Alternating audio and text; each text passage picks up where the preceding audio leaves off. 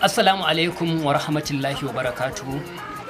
A madadin Honorable Hajiya Azumi na Bebeji Women Mobilization tana miƙa kyakkyawar godiyarta ga ɗaukacin al'ummar Kiru da Bebeji waɗanda suka hidimta sannan suka fitar ɗango wurin kaɗawa jam'iyyar nan ta NNPP ƙuri'a, kuma tana tura saƙon taya murna ga zaɓaɓɓen ɗan majalisar tarayya wato Abdulmumin Jibrin Kofa tare da zaɓaɓɓen sanato Kano ta Kudu wato Muhammad Abdulrahman Kawu Sumaila. Ƙarƙashin jagorancin Honorable Sani Lawan Gwarmai.